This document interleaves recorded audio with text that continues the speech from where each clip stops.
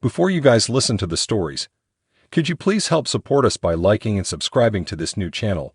Most of you watching aren't subscribed, so please help us grow. We really appreciate it. Now on to the stories.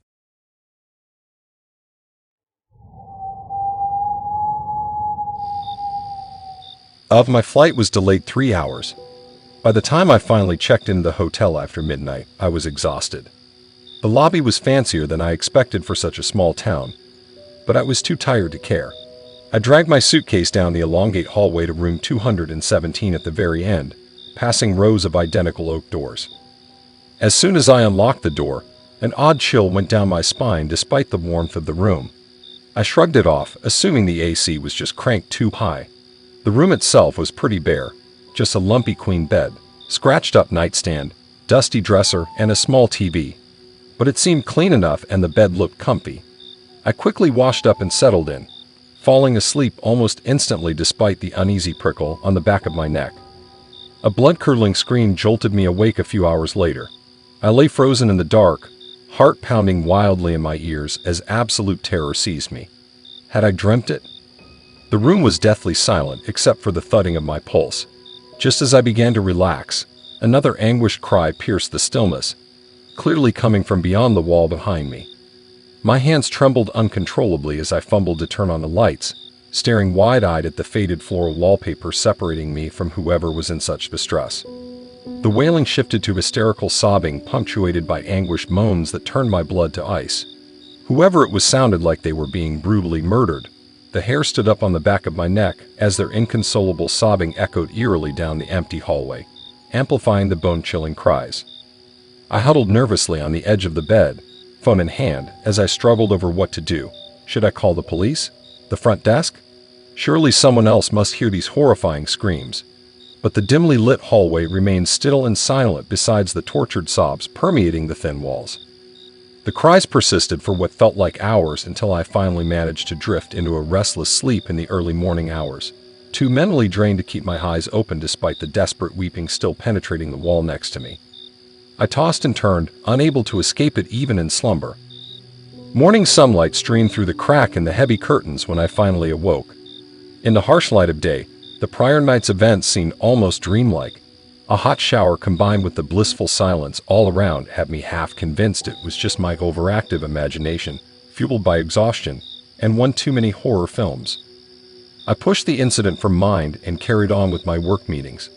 But as I unlocked my room late that night, the same icy chill crawled down my neck, making my heart skip a beat. I shook off the creeping unease, laughing nervously at myself for being so easily spooked. After settling in and catching up on emails, I turned off the bedside lamp, eager to get some rest before my early flight. As I drifted off, I sighed in relief, realizing the night was perfectly peaceful and still. Perhaps I really had imagined those tortured screams after all. My eyelids had just started to grow heavy when a sudden blood-curdling shriek jolted me upright. I gasped audibly, the color draining from my face at the achingly familiar cries drifting through the darkness, hysterical sobbing mixed with screeches of anguish, as if someone was being brutally slain within inches of me. I froze as goosebumps erupted down my arms, unable to comprehend that this was somehow real. My hands trembled violently as I struggled to turn on the lamp with shaking fingers.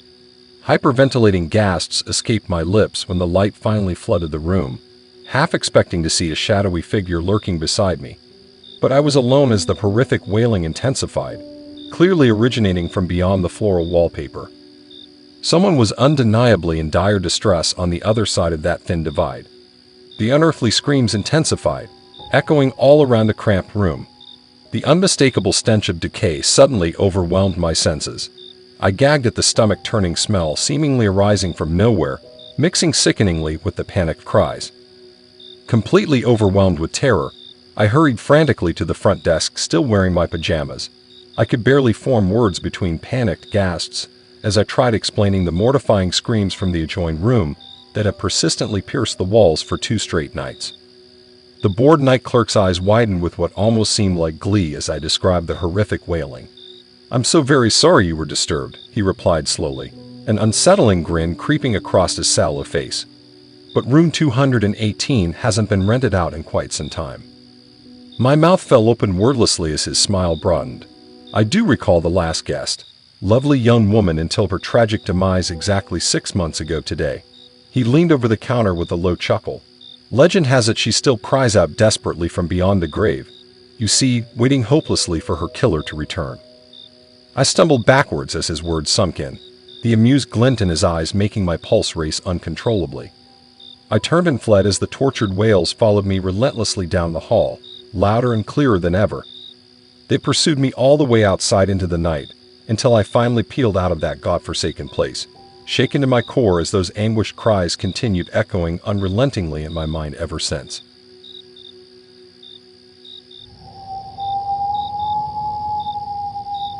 I was ecstatic when my girlfriend Kate surprised me with a trip to India for my 30th birthday. We decided to spend a few days exploring Mumbai, taking in the sights and sounds of the mesmerizing chaotic city, before meeting up with some of her extended family, who lived in a tiny village several hours outside the city. When we finally arrived at our no-frills Mumbai hotel, after nearly 20 full hours of flights and layovers, I wanted nothing more than a searing hot shower and a few hours of deep coma-like sleep. The century-old building we pulled up to was rather shabby-looking and weathered down, but seemed clean enough from the outside. The rickety old elevator creaked slowly up to the 4th floor, the breathtaking view of the city visible through the grated door not even registering in my exhausted haze.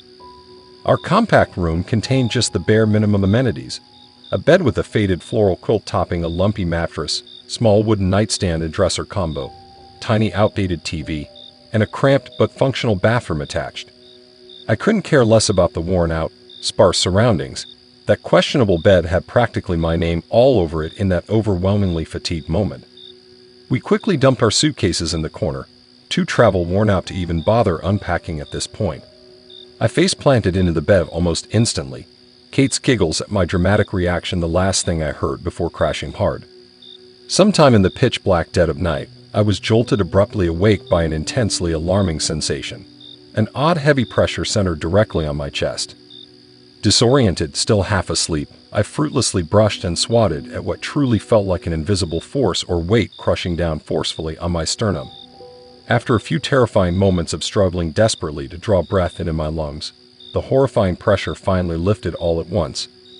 Utterly confused and shaken, I lay there panting softly for several minutes as my heart rate returned to normal. Some small rational part of my brain considered that I had likely just experienced an episode of sleep paralysis. But an unsettled, ominous feeling still clung to me as I eventually rolled over onto my side, willing myself back to sleep. When morning arrived, any memory of the bizarre and vividly alarming occurrence overnight had vanished completely. Kate and I excitedly headed out to explore chaotic, invigorating Mumbai soon after sunrise. We spent an exhilarating whirlwind of a day recklessly navigating through congested markets, sampling various aromatic street foods from vendors as we took in all the dazzling sights and sounds. By the time we finally collapsed back into our hotel room late that night, I could barely keep my eyes open long enough to scrub the thick, grimy layer of city pollution off myself in the shower before face-planting gratefully once more into bed.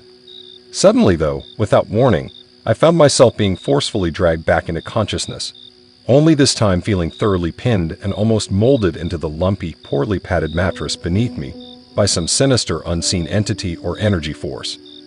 True panic welled up as I thrashed around violently, trying to loosen myself from the increasing pressure steadily constricting my chest cavity and air passages. Just when I felt certain I would black out from oxygen loss, the entire petrifying ordeal halted as abruptly as it began. Gasping desperately, totally rattled to my core, but unable to make sense of what I just endured, I turned instinctively to wake Kate for comfort. But somehow she was still fast asleep beside me, blissfully oblivious to the traumatic supernatural incident that had just transpired mere inches away from where she lay. As our trip continued over the following nights, an underlying hesitance toward sleep began to slowly build within me. I started becoming almost fearful of what awaited when my defenses lowered once more, because each and every evening like clockwork, I would get ripped violently from a dead slumber by the same otherworldly subduing and suffocating sensations, squeezing the very breath itself from my lungs. The hair-raising episodes increased in both length and harrowing intensity as the nights wore on. I lay paralyzed, frozen in place, completely helpless as some malignant ghostly presence seemed to pin me with satisfied wrathful glee. Desperate muffled cries escaped my constricted airways as I fruitlessly struggled to break free of whatever had me effortlessly submitting to its will. Yet somehow every single morning without fail, I would blearily awake as if nothing out of the ordinary had transpired only hours before. A part of me reasoned I should say something to Kate about the unusual intensity of these episodes.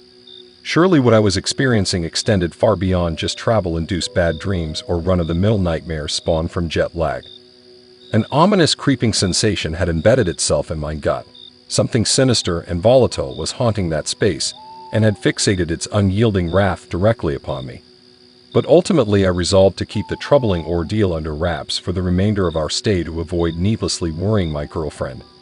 However, I cannot begin to describe the overwhelming relief that washed over me once we finally checked out and resumed our journey, leaving that presence lurking behind those thin walls awaiting its next unwitting victim. Our remaining days enjoying Kate's village passed wonderfully, and I had almost pushed those tortured nights from conscious memory. But then on our very last evening in India before departing back home the next morning, I drifted off hoping to get one final restful night's sleep abroad.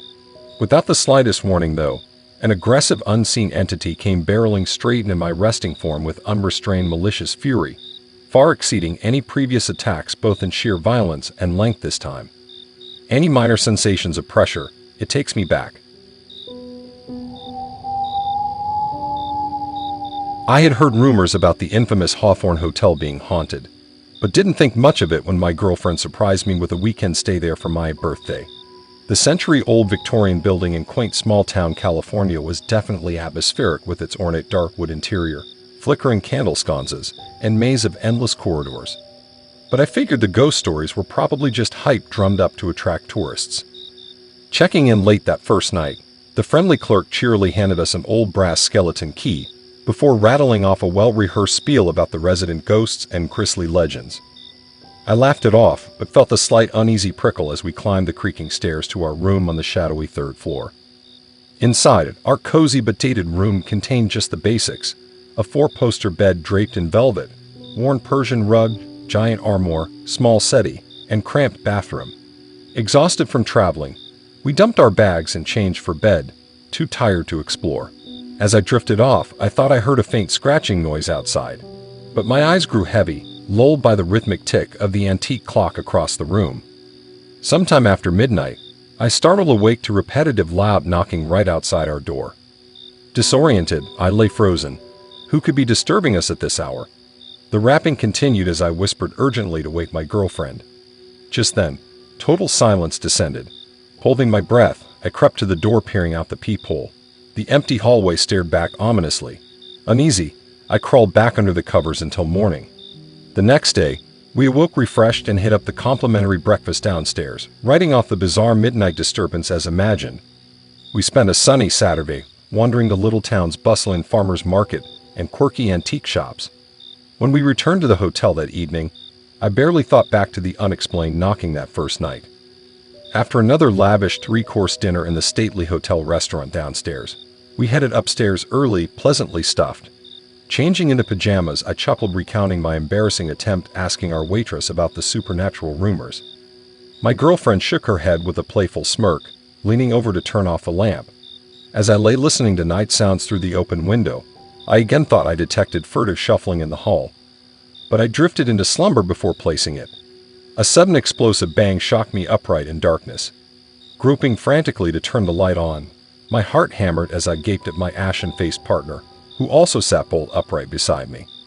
A split second later, 3 more deafening pounds sounded right against our room door. We stared wordlessly at each other, then both leaped from bed, stumbling over ourselves to put distance between us and whatever lurked on the other side. When nothing more happened, I forced unsteady legs toward the entry, my girlfriend hissing panic protests for me not to get too close.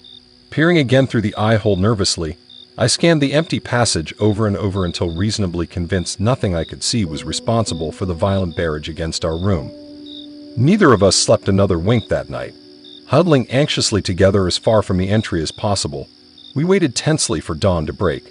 My girlfriend begged to leave immediately the next day, despite having one more booked night. I tried calming her, grabbing our bags to pack up and check out, until faint weeping echoed from somewhere below our third-story window.